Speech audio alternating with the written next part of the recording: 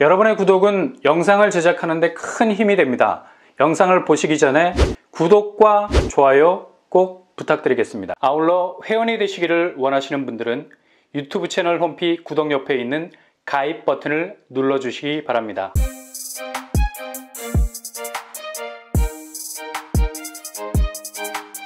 안녕하세요, 뻔뻔한 복덕바입니다. 오늘 11월 16일 아주 큰 변화가 생기죠.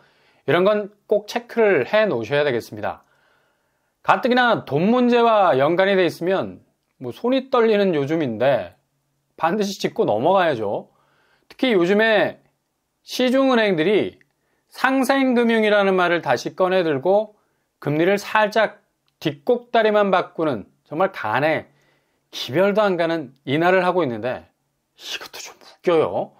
어차피 돈을 빌려간 사람들 각자의 사정이 있어서 담보같이 내놓고 빌려가는 건데 은행 입장에서는 이게 영업이란 거죠, 영업. 근데 그렇게 책정된 담보같이 무시하고 금리를 깎아주는 것도 정말 이상한 미스테리 극장을 보는 것 같고, 물론 엄청난 영업이익을 거둬들인 은행이 마치 불로소득처럼 보이는 이 이자 장사가 그리 곱게 보이지 않아서 당연히 태클이 들어간 건데, 이걸 또 구태의연하게 상생금융이라는 말로 상반기에 취했던 스탠스 그대로 유지하면서 돌려막기에 가까운 액션 보이고 있죠. 게다가 상반기 상생금융은 솔직히 그 혜택이 거의 신규 대출자 중심으로 이루어졌기 때문에 혜택을 거의 못 봤다고 말할 수 있죠. 그러니까 전혀 실효성이 없는 일이었는데 이렇게 계속해서 반복이 되는 것도 좀 어처구니 없는 일이죠. 그러니 최근에 상생금융 모드에 들어간 은행 분위기, 피부에 와닿는 아무런 혜택을 느끼지 못하는 건 당연한 일이라고 보이죠. 이런 와중에 어떤 소리들이 난무해도 기차는 달린다. 은행 신규 취급의 코픽스 금리가 이번에도 엑셀을 급하게 밟고 치고 나가고 있습니다. 전달보다 더 올라서고 있죠. 코픽스는 변동금리의 기준이 되는 지표입니다. 특히 이 주택담보대출에서 많은 파일을 차지하는 게 바로 변동금리인데 적용 속도가 거의 빛의 속도예요. 바로바로 금리라는 지표를 카멜레온 색깔처럼 바꾸는데 정신이 없는 거예요. 특히 어제 미국 CPI 지수가 예상치보다 누그러졌다고 영끌들이 거의 메시아 합창곡을 부르던데 이제 곧 금리 인하 될 거라고. 아니, 파월은 입 다물고 있는데 어찌나 주변에서 떠들어대는 나팔수가 많은지 떡줄 사람은 생각도 안 하는데 그냥 꿀 발라 먹을 생각만 하는 거죠. 그러다 꿀 먹으면 벙어리 된다, 벙어리. 그만큼 무리하게 자금 땡겨 쓴 사람들의 피눈물 나는 초조함 속에서 자기 손톱 뭉개지도록 물어뜯고 있는 그런 어떤 상황이라고 할 수가 있겠죠. 지금 미국 기준금리 인하와는 별개로 시중은행 주담대 금리는 마이웨이를 간다는 게 더 큰 문제죠. 특히 코픽스 인상을 두고 은행들은 대부분 미국 국채 상승분이 여전히 충분히 반영이 안 된 거고 앞으로 계속 금리 인상분 속에서 녹여야 한다는 말을 하고 있어요. 그리고 단기 예금 상품 고리에 엄청나게 팔았었잖아. 당연히 자금 조달 비용 천장 뚫을 거고, 이게 바로 시중 8개 은행이 조달한 자금의 가중 평균 금리 코픽스로 모여들어서 결국 주담대 변동금리를 들썩이게 만드는 건데, 당장 금리 체감도가 높아질 수밖에 없는 주담대를 대부분의 사람들이 혹독하게 받아들이고 있는 상황에서 이제 미국 기준금리와 한국 집값의 변동성, 어찌 보면 살짝 엇갈리는 운명으로 접어들었다 볼 수가 있겠죠. 요 며칠 사이 미국 CPI 충격파로 미국 국채가 완전 날아갈 거라는 예상을 보기 좋게 또 오늘 뒤집어버리는, 여전히 강세로 가고 있는 미국채 10년물. 오늘도 다시 분위기 다 잡고 말 달리기를 시작하고 있는데, 코픽스 금리 추이가 바로 국내 은행에 직격한 가장 큰 이유 중 하나가 바로 미국 국채 금리, 특히 10년물이 들썩이게 되면 그냥 바로바로 주담대 금리는 자극을 받게 된다는 얘기죠.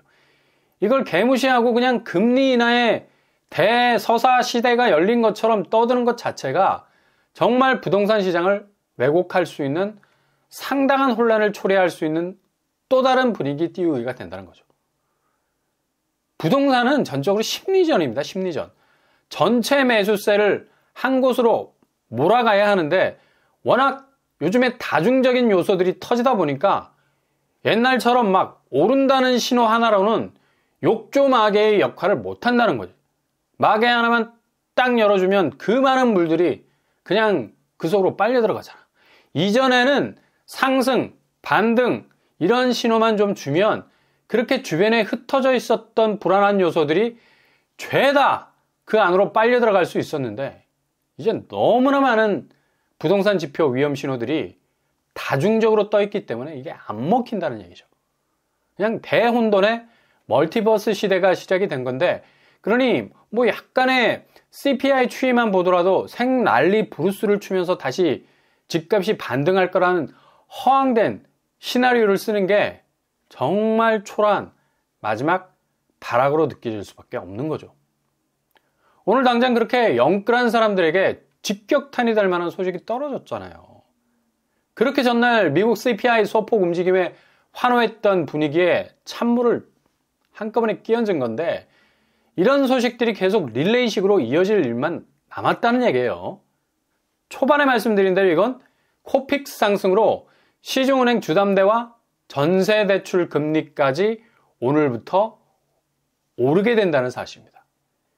신규 취급액 기준으로 0.15%까지 오른 3.97%로 계속해서 오름 추세로 갈 거란 얘기입니다. 그래서 오늘부로 4.5%에서 6.5%까지 변동금리가 상승하게 된다는 얘기입니다. 이건 시중은행, KB, 국민, 우리, 신한, 농협 등등에서 전격적으로 금리가 다시 올라간다는 게 사실이고요. 가장 체감도가 높은 금리 인상이라고 보면 된다는 얘기죠. 그렇게 상생금융 어찌어찌 하더니만 결국 시장이 돌아가는 원리의 톱니바퀴 속에 있는 은행으로선 이렇게 기계적으로 움직일 수밖에 없는 냉엄한 현실이 기다리고 있다는 얘기입니다. 그러니 집값이 정말로 연말로 갈수록 40%, 50% 빠지기 시작하는 추이가 보이기 시작하면 은행의 금리 칼날은 더 날카롭게 움직이게 될 겁니다. 그냥 알짜 없습니다. 아무리 뭐 금리 장사했다고 쥐어박아도 은행은 결국 시장 원리를 거스르지는 않을 거니까. 결국 이것도 은행의 생존과 직결되기 때문에 거의 뭐 본능적으로 움직이게 될 겁니다. 근데 집값이 보합세를 유지하다가 내년에 상승분으로 파이를 확대한다? 너무 지나친 낙관론이라 볼 수가 있는 거죠. 지금 전세가는 올라가고 있고 매매가는 내려가는, 이게 보통 웨딩마치 올리면서 동시에 입장과 퇴장을 해야 하는 궤적으로 가는데 반대로 엇갈리고 있다는 게 앞으로 집값 추이가 더욱 떨어질 거라는 지표를 보여줄 수 있는 건 바로 전세가는 실수요가 100%, 투기 수요가 있을 수가 없죠. 반대로 매매가는 투기 수요가 당연히 포함이 되어 있는 가격입니다. 100%에서 한 50%가 더 가미가 되어 있다고 치면 150%. 근데 요즘 전세가는 올라가는데 매매가가 이렇게 살짝 하향 추세로 가면서 떨어진다는 건 그만큼 매매가에 달라붙어 있었던 투기 수요가 훅 하고 빠지고 있다는 걸 보여주는 거죠. 그만큼 가격 하락에 대한 공포가 커지기 때문에 따개비처럼 다닥다닥 붙어 있었던 투기 수요는 절대로 떨어지는 집값에 비빌 생각이 없는 겁니다. 투기는 가장 적은 비용으로 가장 높은 수익을 챙기려는 것에서부터 시작이 되는데 누가 손해볼 때까지 집을 들고 있으려 하겠어요. 가뜩이나 투기 수요가. 지금 전세가 올라간다고 매매가까지 다시 올라갈 거라 얘기하는데 이거 완전히 틀린 전망이라는 얘기예요. 그만큼 매매가 수요가 떨어져 나가고 있고 특히 여기에 올라타고 있었던 투기 수요까지 확 빠지고 있는 추세여서 가격은 더욱더 하락할 전망입니다. 그리고 결국 전세가 역시도 오름세를 타고 있지만 지금 전세가 부담지수도 이 100이라는 기준에서 보면 거의 160 정도 올라와 있어요. 상당히 많이 올라와 있죠. 이제 전세 살기도 부담스러워. 그러니 당연히 전세 수요 떨어져 나갈 수밖에 없죠. 이후 전세가도 그리 크게 방어벽을 세우지 못하게 될 거란 얘기입니다. 그러니 마지막 피날레는 매매가와 전세가 함께 동반해서 하락하는, 그것도 아주 크게 낙폭을 보이는 궤적으로 돌아서게 될 거란 얘기죠. 그래서 절대로 지금 혹하다가는 훅 갈 수가 있는 거예요. 확실히 주택가격 동향을 보면 매매가격 동향은 상승이라는 궤적, 그 꼬리표 뒤에는 바짝 추격하고 있는 하락세. 지금 실거래 현장은 거의 호가를 낮추지 않고는 집이 안 나가. 누가 사줄 사람이 없는데 호가만 번듯하면 뭐 하느냐 말이지. 아니, 집을 돈으로 바꿀 수 없다면 그건 콘크리트 더미에 지나지 않아요. 당장 그 집을 통해서 돈을 만질 수 없다면 아무리 삐까뻔쩍한 집이 뭐합니까? 아무리 소용이 없는데. 그래도 호가의 최후 마지노선을 반드시 지키고 싶다는 그런 생각 때문에 그렇게 가격 태그를 아래로 붙이기가 싫은 겁니다. 대부분 그렇게 미치도록 버티고 있는데 이것도 결국에 한계에 봉착하게 될 거고, 전세 가격 동향도 좀 전에 말씀드린 것처럼 상승세로 가고 있죠. 전형적으로 지금 보여주는 지표도 전세가 강세, 매매가 약세인데 이건 바로 끝없는 하락으로 가는 가장 중요한 포인트라 볼 수가 있는 겁니다. 결국 지표라는 건 집값을 깎아내리는 성향보단 살짝 싸고 도는 느낌이 드는 성향이 강하죠. 그만큼 공식적인 지표는 시장이 혼란에 빠지는 걸 두려워하지.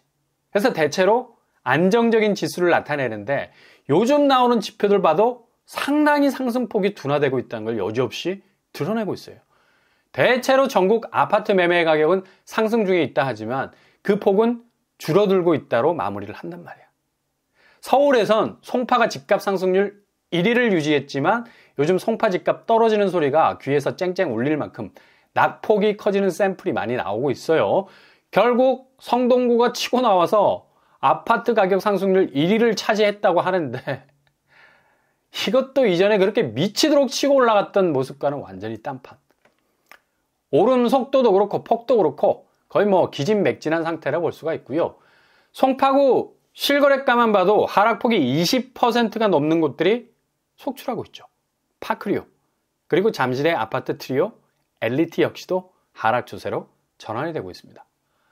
성동구가 집값 상승률 1위를 찍었다 했지만 실제 실거래가 올라오는 걸 보면 낙폭이 상당히 큰 걸 볼 수가 있어요.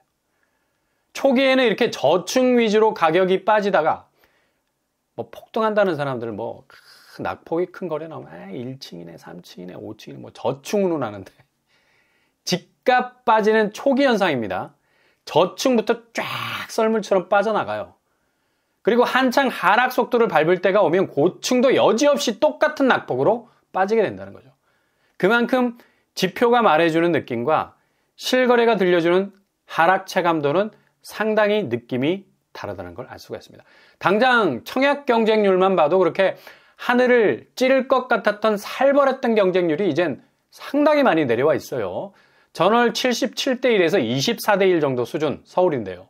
이렇게 내려가고 있는 건데 어차피 매매 시장이 골골하면 분양 시장도 골로 가게 돼 있죠. 그냥 온통 골자로 시작해서 골자로 끝나는 골 때리는 시장이 형성이 되는 건데 서울 청약이 거의 불패하는 소리를 상반기에 우리가 들었지 않습니까? 그 정도로 미친 경쟁률이 자연 발생적으로 생겨났었어요. 워낙 상반기에 돈을 퍼줬으니까 겁날 게 없는 거지. 네가 올리는 분양 단가가 센지 아니면 내가 땡기는 대출 단가가 센지 한번 다이다이 붙어보자는 식, 그 정도로 어마무시한 분양가를 수분양자들이 다 받아줬어요. 그러니 한 달에 1억씩 오르는 거 당연한 일이죠. 그렇게 미치도록 빚으로 끌어모은 자금, 미치도록 오르는 분양가에 쏟아붓기 시작하면서 서울 분양은 거의 화산 폭발 직전까지 갔었던 겁니다. 근데 요즘 서울 분양은 분양가 상한제 적용된 아파트 외에는 죄다 계약률에서 실패, 무순위, 선착순, 무한궤도로 돌리기 시작하는 현상이 아주 자연스럽게 생겨나기 시작을 했다는 얘기예요. 그만큼 사람들이 주변 집값이 떨어지기 시작하니까 아무리 서울 분양이라 해도 실익이 없는 거야. 그렇게 정신없이 받았던 서울 분양에 스탑을 딱 건 건데 이런 분위기는 이미 경기권, 인천 쪽으로 확대가 된 건 오래전 일이고 지금 수도권, 경기권 분양단지들은 거의 각계격파 하나하나가 박살이 나고 있어요. 분상제에 적용되고 초역세권인 아파트만 빼고 그냥 죄다 넘어지고 있죠. 이렇게 분양시장도 앞으로 집값이 어떻게 될 것인지 그대로 말해주고 있다는 사실. 일단 분양시장은 뭔가 꿈과 모험의 놀이동산 같은 느낌 들잖아. 여기 분양받으면 로또다, 부자 된다, 인생 역전된다, 이런 수식어들이 크리스마스 트리처럼 딱 달려 있었는데 죄다 이런 말들 철수된설이 맞고 있습니다. 그만큼 매매시장 자체의 분위기가 완전한 약세장으로 돌아서고 있는 건데, 그렇게 분양시장은 상반기 받은 대출로 남 좋은 일만 다 시켜준 거예요. 10월까지 전국 민간 분양 아파트 평균 분양 가격만 봐도 이게 떨어질 조짐은 전혀 보이지 않고 완전히 이무기가 용이 돼서 승천하는 느낌 주잖아. 이렇게 천정부지로 올라가면 아니 누가 분양을 받을 수가 있겠어요. 한 달에 1억씩 올라가는데. 그냥 외면, 냉대, 무관심, 분양시장도 아주 냉랭하게 얼어붙을 건데, 주택도시보증공사도 분양가격 동향 발표하면서 1년 전 분양가격보다 11.66%가 가격이 올랐다는 걸 보여주면서 서울 분양이 얼마나 신기루에 가까웠는지를 그대로 드러내고 있죠. 평당 3,216만원, 지역 대비 가장 높은 비율로 가격이 급등했다는 걸 나타내고 있습니다. 수도권 역시도 1.4% 정도가 올랐다는 걸 나타내고 있죠. 근데 이건 지표뿐이에요. 체감도는 이건 몇십 배 되지 않습니까? 그죠? 저기 내가 청약 좀 받아봐야 되겠다는 생각 딱 하고 있었는데 분양가 나오는 거 보고 그냥 그대로 접어버리잖아. 그렇게 무지막지하게 오른 분양가 다 내고 이후 입주했는데 집값은 똥값이 되어버리면 누구 좋은 일 시킨 거예요? 금리는 오늘 11월 16일 다시 은행 쪽에서 펌프질을 하면서 미국 얘기는 차치하더라도 당장 동네 은행에서 빌린 주담대 금리가 채찍을 내리치고 있는데, 그리고 더 기가 막힌 건 거래량 한번 봐봐요. 거래량. 기가 막힌다. 정말 기가 막힌다. 아니 1,000만이 사는 서울 맞아요? 그렇게 집값 올랐다고 했던 송파구, 아니 집값 오르면 뭐하냐고. 거래가 안 도는데. 완전히 돌게 생겼지. 이번 달 딸랑 4건에 그치고 있잖아요. 이야, 송파구에서 거래가 4건이 4건. 그리고 성동구에서 집값 상승률 1위를 탈환했다고 했지만 여기도 한 자릿수 9건에 그치고 있는 걸 볼 수가 있죠. 그러니까 지표로 나오는 집값 상승률이라는 게 거의 허상이라는 얘기입니다. 허상. 그냥 숫자 노름, 그 이상 그 이하 아니라는 얘기죠. 이렇게 거래량이 초전박살이 나고 있는데 달이 갈수록 그 수치는 쪼그라들고 있다는 걸 볼 수가 있죠. 그만큼 극심한 집값 변동의 계절이 아주 혹독하게 찾아올 거라는 얘기죠. 아무리 자기가 유리한 쪽으로 집값 지표를 들이댄다 해도 그건 불을 끄는 소방호수 역할이 아니라 오히려 불을 붙이는 기름을 들이붓는 일이 될 겁니다. 그러니 초가상간 다 태워버리는 일이 벌어질 수가 있죠. 지금 이렇게 부동산 시장 약세로 가니까 그렇게 요지부동 토지거래 허가구역으로 묶어놨던 삼성, 청담, 대치, 잠실, 아파트를 제외한 다른 대체재 주택들에 대해서 규제 풀어버렸어요. 토지거래 허가구역 제외시킨 겁니다. 그동안 정말 여기 토지거래 허가구역 안 푼 거로 유명한데 한순간에 풀어버렸어요. 아파트를 제외한다 했지만 아마도 이후에 아파트도 풀어버릴 요량으로 선제적으로 대응을 하는 것 같아요. 그만큼 지금 서울 부동산 시황이 극도로 안 좋아질 조짐이 그대로 드러나고 있다는 반증이기도 하죠. 그동안 절대로 풀지 않았던 빗장들을 하나둘씩 걷어내는 걸 보니 이 상황이 장난이 아니라는 얘기입니다. 그러니 절대로 흔들리지 마시고 차분하게 관망하시면서 때를 기다리시는 것이 가장 안전한 방법이 될 수 있겠습니다.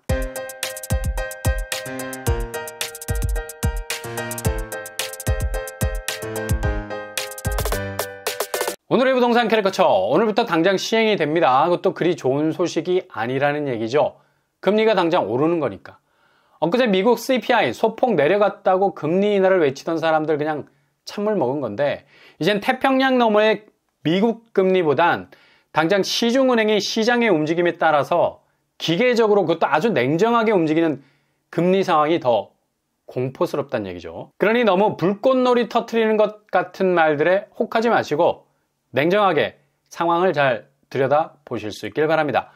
오늘도 응원합니다. 여러분의 길이 꽃길만 되실 수 있길 바랍니다. 이상으로 뻔뻔한 복덕방을 마치겠습니다. 구독과 좋아요 부탁드립니다. 감사합니다.